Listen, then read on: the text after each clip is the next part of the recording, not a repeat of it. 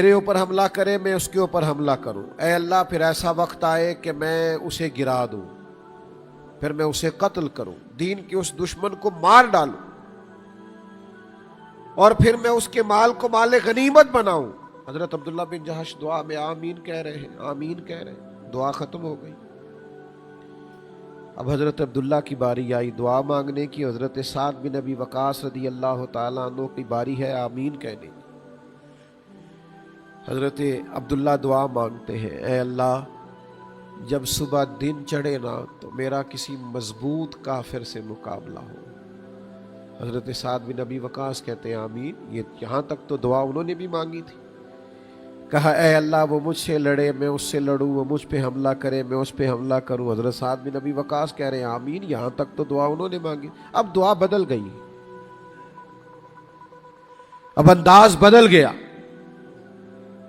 اب طریقہ بدل گیا، الفاظ بدل گئے۔ فوراً عرض کرنے لگے مالک وہ مجھ سے لڑے میں اس سے لڑوں، پھر وہ مجھے گرا ڈالے۔ یہ کیا دعا ہوئی؟ کہا آپ آمین کہیے۔ کہا اے اللہ پھر وہ مجھے شہید کر دے، اے اللہ پھر وہ میری ناک کاٹ ڈالے، پھر وہ میری آنکھیں نکال دے، پھر میرے کان کاٹ دے۔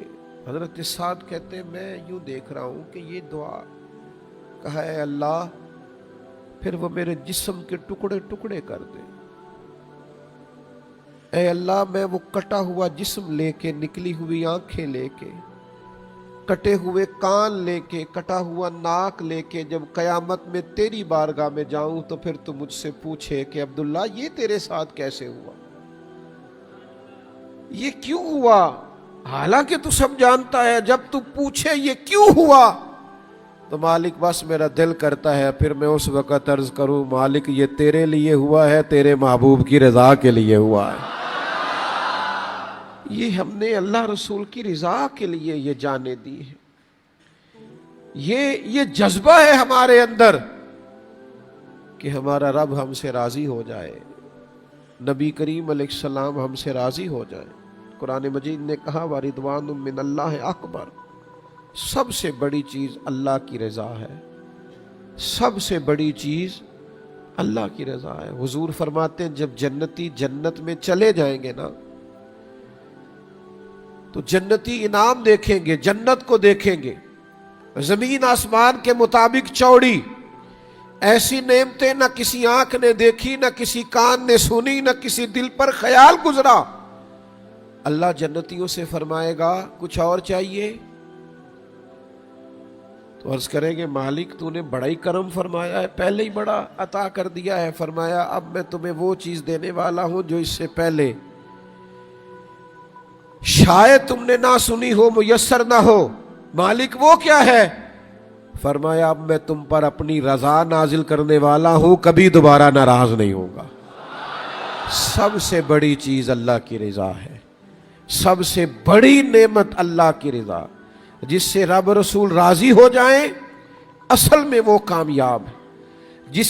جس کو اللہ رسول کی رضا میسر آ جائے دراصل وہ بندہ کامیاب ہو گیا۔ آج یہ آخری عشرے کی مبارک راتوں میں سے پہلی طاق رات ہے۔ سب سے پہلی گزارش یہ کی ہے کہ سجدوں کے ذریعے، عبادت کے ذریعے اپنے رب کو راضی کرنے کی کوشش کریں۔ اب وقت ضائع نہیں کرنا، رمضان کے جو دن رہ گئے سجدوں کے ذریعے، عبادت کے ذریعے، نوافل کے ذریعے، درود پاک کے ذریعے، تلاوت قرآن مجید کے ذریعے اللہ کی رضا حاصل کرنے کی کوشش کریں۔ دوسرا اس کے راستے میں خیرات کر کے، صدقات کر کے، اپنی توفیق کے مطابق اللہ کے حضور انفاق فی سبیل اللہ کا راستہ اختیار کر کے اسے راضی کریں۔ اور تیسری گزارش یہ کی کہ رشتوں کو نبھا کر، صلہ رحمی کر کے، تعلقات کو مضبوط کر کے کوشش کریں کہ ہم اپنے رب کو راضی کرنے میں کامیاب ہو جائیں۔ حضور نے فرمایا یہ مخلوق اللہ کا کنبہ ہے، اللہ اس سے محبت کرتا ہے جو اس کی مخلوق کے ساتھ پیار کرے۔ تو یہ بہت بڑا ذریعہ ہے اللہ کو راضی کرنے کا. اور پھر اگر آسائشیں چھوڑ کر بعض اوقات ناجائز طریقے سے بہت ساری سہولیات آ رہی ہوتی ہیں، ان کو ترک کر کے اگر اللہ کی رضا حاصل کی جا سکتی ہے، تھوڑی مشکل ہی آئے گی نا زندگی میں، اسے قبول کرے لیکن اپنے رب کی رضا کو حاصل کرے. اور پانچویں گزارش میں نے آپ کی خدمت میں یہ کی کہ جذبہ پیدا کریں، اور ان لوگوں کا جذبہ پیدا کریں جو اللہ کی بارگاہ میں عرض کیا کرتے تھے، ان کے جذبے کی خیرات مانگے، صدقہ مانگے، جو عرض کرتے تھے مالک تیرے رستے میں وجود ٹکڑے ٹکڑے بھی ہو جائے پر تو راضی ہو جائے. وہ اپنا سارا کچھ پیش کر کے بھی اپنے رب کریم کو راضی کرنا چاہتے تھے. ان کے دلوں میں ولولہ تھا، جذبہ تھا، شوق تھا، طلب تھی. تو اپنے اندر اس طلب کو پیدا کرے. اللہ کی بارگاہ میں دعا کرتا ہوں جو میں کہہ سکا ہوں اللہ قبول فرمائے. دوران گفتگو بات کرتے ہوئے کہیں عمدن سہون بھول گئے تو اللہ تعالیٰ معاف فرمائے. اللہ تعالیٰ ہمارے حق میں رحمت والے فیصلے فرمائے. اللہم صلی علی سیدنا و مولانا محمد معدن الجود والکرم وآلہ وصحبہ وبارک وسلم. بیٹھ جائیں جی سارے دوست بیٹھ جائیں. ربنا آتنا فی الدنیا حسنۃ وفی الآخرۃ حسنۃ وقنا عذاب النار. اللہ تعالیٰ بڑی برکتوں والی، رحمتوں والی، کرم نوازی والی، عطاؤں والی، بخشش والی رات ہے. اپنے فضل سے، اپنے کرم سے تو نے ہمیں اپنے گھر میں بلایا. اتنی بڑی تعداد میں اہل ایمان جمع ہوئے ہیں. اللہ تعالیٰ ہمارا مل بیٹھنا قبول فرما.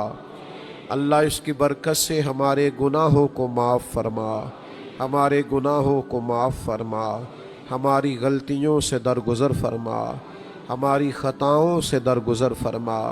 اللہ تعالیٰ جو غلطیاں بھول کے ہوئی ہیں وہ بھی معاف فرما، جو جان بوجھ کے ہوئی ہیں وہ بھی معاف فرما.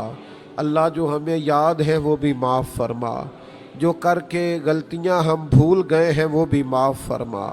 کریم اللہ ہم درگزر والے ہیں، ہم سے درگزر فرما. ہم کمزور ہیں، ہم سے درگزر فرما.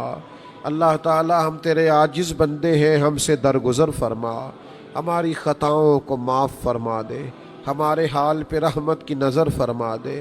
تو ہماری نیتوں اور ارادوں کو جانتا ہے. ہم تیرا بن کے جینا چاہتے ہیں، تیری رضا کے مطابق ڈھلنا چاہتے ہیں، پر تیری توفیق کے بغیر یہ نہیں ہو سکتا. ہماری مدد فرما، ہماری مدد فرما. اللہ تعالیٰ نماز کی حاضری میں ہماری مدد فرما، نیتوں کے درست کرنے میں ہماری مدد فرما، اپنے رستے میں خرچ کرنے میں ہماری مدد فرما، رشتوں کو نبھانے میں ہماری مدد فرما. اللہ کریم امت جگہ جگہ پہ پریشان ہے، ہماری سوچوں کے قبلے درست فرما دے، نیتیں اور ارادے درست فرما دے. اس امت کو پھر سے غیرت ایمانی عطا فرما دے، جذبہ جہاد عطا فرما دے، شوق شہادت نصیب فرما دے.